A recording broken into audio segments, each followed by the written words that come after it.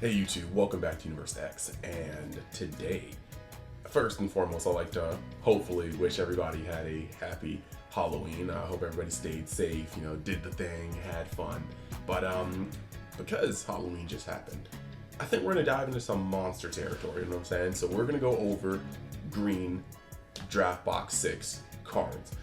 Just like I did on the previous one, I would like you guys to please go into the description if you haven't already. Give the actual original spoiler video a watch, because Bandai is trying to give back to the content creators by letting them have an exclusive throttle for some of this information. So if you guys could just go down, and I believe it's Eggman's channel, just give it a watch, and even if you don't watch it through to through, just hit the mute button, let it play out so that you don't take down the viewer retention. And give it a like, maybe a comment too. So without further ado, let's hop right into the screen cap and let's talk about some of these cards. Alright, so first card off the green list, we got Trunks the Last Hope. He's a 2-drop, natural 2-drop unison auto. When this card is played, choose up to one of your opponent's battle cards at an energy cost of 3 or less and KO it. So that's very nice on a 2-drop for 15k. Auto, once per turn, when one of your opponent's battle cards is KO'd, add a marker to this card. So he can come out for 3 or 2 and then go up to 3 markers, which is pretty neat. At 15k, early into the game, they're gonna have to lean a little bit into it to kill it, so that's pretty nice. -4, choose one of your opponent's battle cards and KO it.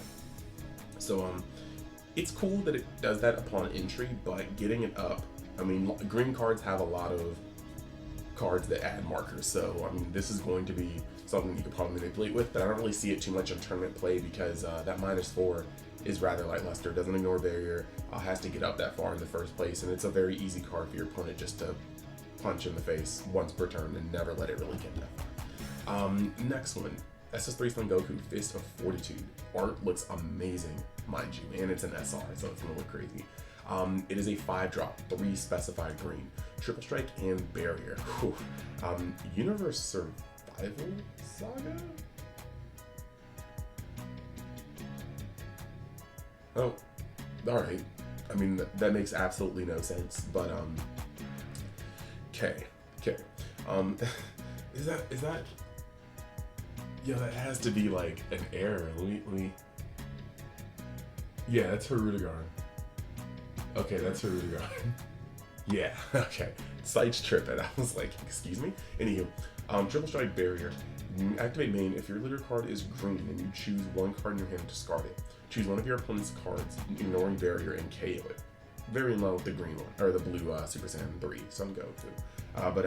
And KO it. Then choose one of your opponent's unison cards and remove 2 markers from it. That's huge.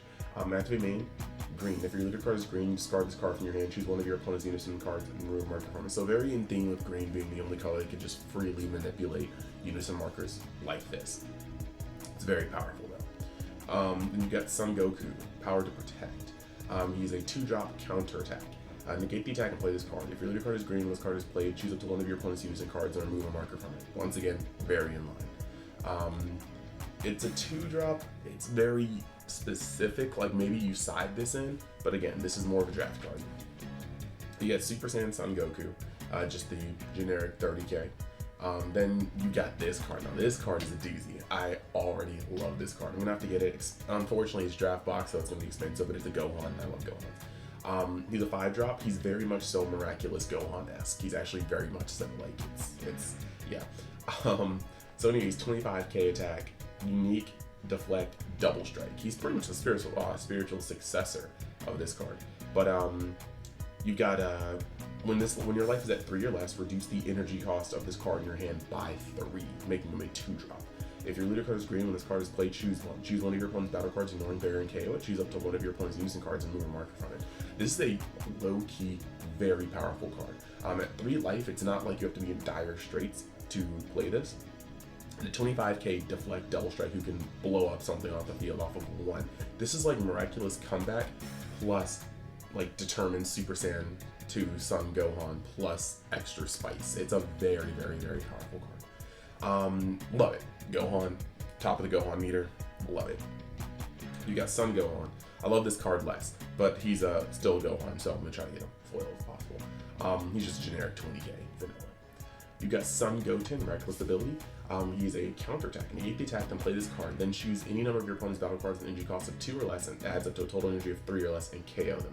This guy can get off Obuni tokens. Not that you need to help with that, seeing that you have Dormant, but it's neat. It's always something you can look at because he slots into the Goten's deck. Sun Goten, Boundless Curiosity.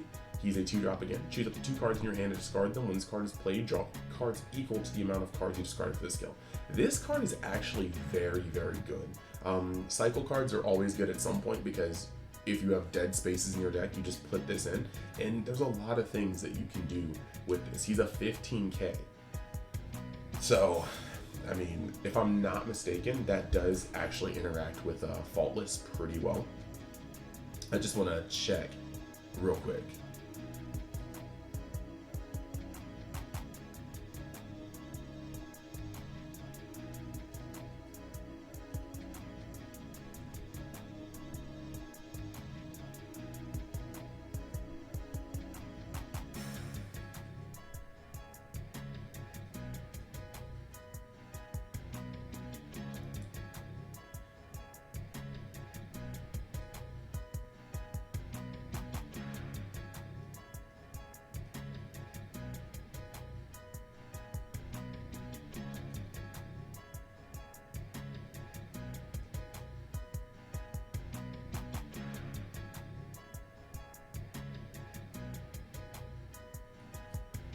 Okay, so, alright, so we're back.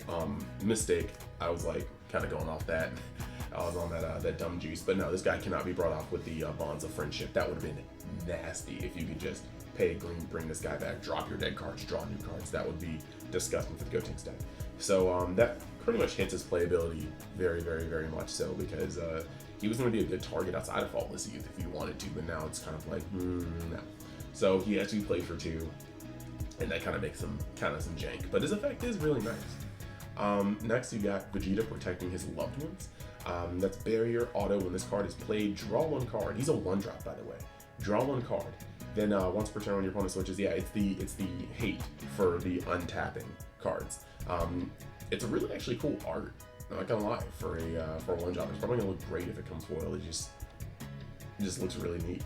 No much to talk about that. This is the 10k, just the generic vanilla. We're gonna skip right past that. So now we've got Trunks, wielder of the legendary blade.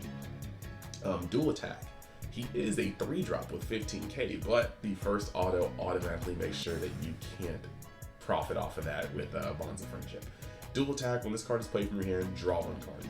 Okay. Choose 1 card in your hand and discard it. When this card is KO'd by an opponent's skill, return this card from your drop area to your hand. Now that last part's pretty cool because he can swing and he can manipulate your graveyard, put something to your grave that you were going to maybe get back with Reaper anyway, and then come back to your hand and be more fusion fodder. But the fact that his first auto needs to be played by him kind of really hurts him as a card. Again, not really a reason to dumb down the playability of the deck already. Trunks, Legacy of a Hero. 2-drop, counterplay. Play this card, and then the battle card being played has an energy of 2 or less. It's placed on his drop area instead of being played. It's neat that it says instead of just KO the card like Charismatic, but it has a specific window. So this is probably going to be a draft card over anything. Maybe a side card if the deck has a 2-drop or 1-drop that's so busted that it cannot be like just ignored like that. But even so, requires you to have 2 energy to play, so you have to be on the play with all your energy untapped when they're in now. It's rough. SS3 Gotenks, full throttle. Double strike. 25k, Unison, 3 green, that's steep. When he's played, choose up to 1 of your opponent's battle cards and KO it. Utter trash. It's literally worse than Reaper. Like it 100%. Reaper comes out with 2 energy or 1 energy less. They're neither of them are specified. It has deflect and it, yeah, okay.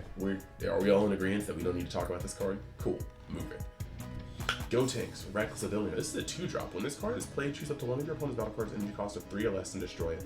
Again, this card costs the same amount as Reaper and doesn't do as much as Reaper, so ignore it. Like, we're just moving on. Great Sandman 2, Budding Hero. Now, this is an SR.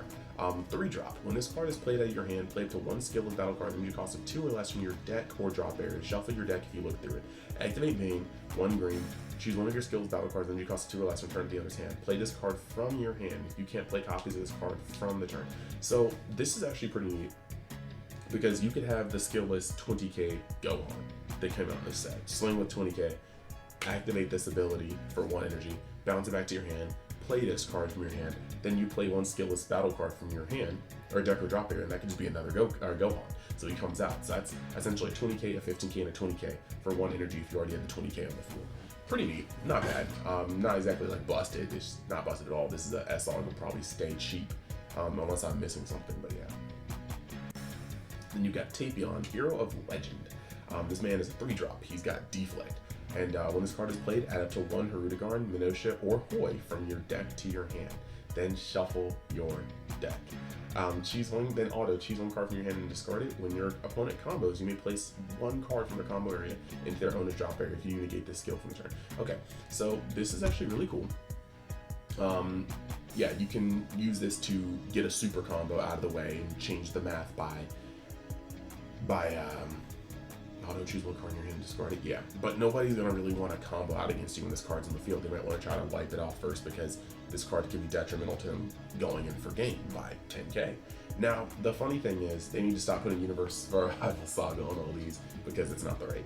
But the other funny thing is it does say you can take a void card from your deck to your hand. So if you are playing blue-green Hirudegarn with Hirudegarn as your leader, blue Hirudegarn, or if they make another Hirudegarn, this is going to be actually really crazy because you'll be able to straight up search your super combo. Wild. So that's pretty cool. Scrolling down, Tapion, Unsealed Hero. We got Unique. Auto, choose 1 of your Hirudegarn cards and KO it. At the end of battle, this card is used in a combo. Play this card in rest mode. So this is actually pretty cool. So you can basically combo with this dude, of course, and then as a cost, blow up your Hirudegarn, which you're going to see why is good in a moment, and then play this guy back in rest mode. Okay, I'm down with it. Extra bodies on the board and enablers. Minosha, Unseen Hero. Auto, when this card is removed from your battle area by an opponent's skill or KO, choose 1. Choose up to 1 of your Hirudegarn cards with a cost of 3 or from your deck or hand and play it. Shuffle your deck if you look through it, then you draw 1 card. So this is kind of weird. I mean, you can swing. If they swing on it, you're going to get effects, so they're probably going to not want to swing on it. But eventually, if this guy's pressured, I mean, eventually they're going to want to get off the field. So that's not bad. That's not bad. He's a low key block, or he's a low key swinger, and he's just going to be able to do some things if they, kill it. Now you got Hirudegarn, Phantasmic Evolution. Critical. First of all, this guy's a 6-drop. Critical. EX Evolve Hirudegarn with a cost of 4. No cost. Just slap this bad boy on there. When this card is removed from your battle area by an opponent's skill or KO, play 1 Hirudegarn with an injury cost of 4 or 9 from your deck or hand. Yeah, that's right, them blue boys coming. Shuffle your deck if you look through it, and you can't play copies of this card for the turn. You can't play a battle. If you didn't play a battle card, choose 2 cards in your opponent's hand and discard them. KO this card, activate battle. Choose up to 2 of your opponent's battle cards and KO. So this guy is a beating. He can cheat out a thick Hirudegarn. He can take 2 cards from your opponent's hand, or he can KO 2 of your opponent's battle cards. This card is disgustingly good. If Hirudegarn becomes a deck, this is a force. And I think at this point, people are going to tinker with him because this is too much to ignore. He's value on every side. He's a 25k critical who comes out on a 4-drop for free. And the 4-drop is probably going to get cheated out. He's also just going to be nasty for no reason. I mean, he's going to come out and, like I said, he's going to cheat out a boss. He's going to take 2 cards from his hand, or he's going to blow up 2 cards in the field, minus if they have barrier. Wild. Scrolling down, Hirudegarn, Phantasmic Revival. Auto, when your opponent combos, you may place 1 card from your opponent's combo into the drop area. If you do, negate the skill for the turn. Auto, if you have 3 or more energy, when this card is removed from battle by your opponent's skill or KO, play 1 Hirudegarn card with the cost of 6 from your deck or hand. Okay. So, and if you don't, you get to discard a card from their hand, or your opponent chooses.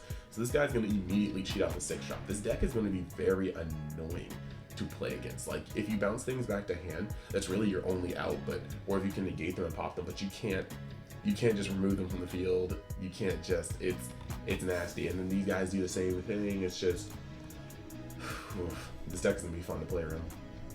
Hirudegarn, the Phantom Limbs. That's kind of funny, actually. Auto, when this card is removed from battle, or the battle area by an opponent's skill or KO, choose 1. Choose 1 Hirudegarn with an energy cost of 4 from your deck or hand. Play it, shuffle your deck. If you don't, your opponent chooses 1 card in there and discards it. You can see the chain. I mean, you go from 3 to the 4-drop to the 6-drop, and this isn't even counting some of the other cards you can play. Now we got Hoy, Hidden Ambition. Auto, when this card is played, draw one card. It's a 1-drop. Always good if you can't trip it. Choose one of your green Harudegarn or Minosha cards and KO it. When this card is used in a combo, it gets plus 5,000 combo power for a turn. So it'll be a 10k at the cost of you KOing it's like KOing a Harudegarn card. Now it's not going to proc their effects, at least not the Harudegarns. It might proc the Minosha effect, but not the Harudegarn effect. That's pretty neat. Then you got Brave Sword. 1-drop, activate main, choose one. If your leader card is green, choose up to one of your opponent's unison cards and move a marker from it. Flavorful. Choose one of your opponent's battle cards with an energy cost of 4 or less and KO it. That's actually really solid for 1 energy. And then you may choose one of your green Harudegarn cards and KO it if you do draw a card. Okay. And like these things are saying, this card is removed from your battle area by an opponent's skill or KO. So it's not going to allow you to do these things to super shoot it, but still very, very powerful. And you got Sealed Music Box, which is a field card. When you activate this card, look at the top 7 cards of your deck, add 1 Harudegarn, Tapion, or Minosha card. Or a green using card with a specified cost of 1 amongst them to your hand, and shuffle your deck. So this is actually pretty cool. When you activate this card, then activate main, green, place this card in the under drop area, choose up to 1 Tapion, Minosha card with energy cost of 3 or less in your hand and play it. So it's 1 that gets to search your card, so it's gonna plus its or replace itself. It's a floater. But then for 1 green, you can cheat a card from your hand into play. I don't mind that. That's actually really, really neat for the deck. Then you got Wrath of the Dragon. Counterplay. If your leader card is green and the battle card is being played with energy cost of 2 or less, it's placed its owner's drop area instead of being played, then choose 1 card in your opponent's hand and destroy it. This is literally a better version of that Trunks card. Or was it Minosha? It's one of them. It was a Trunks.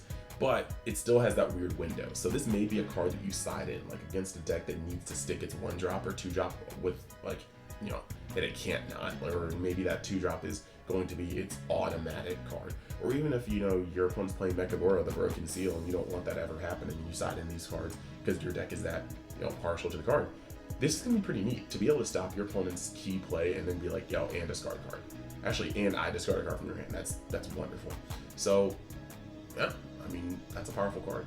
Next card, Crushing Despair. Counterattack. If your leader card is green or a Phantom Demon card, negate the attack. Then you may choose 1 card in your hand, discard it. If you do, draw cards. It's going to let you fill your graveyard, and that's actually important with the Harudegarn cards. So, this is pretty cool. There's a lot of cool cards to mess around with. The cards really link up well. They are very interconnective, and they even play a little bit well with the blue cards, but we'll get into that later. We'll work into those later, and we'll definitely have some ideas on that when it comes to deck profiles and whatnot, and you know, deck like concepts. So that being said, I hope you guys enjoyed the little breakdown, at least my thoughts on it.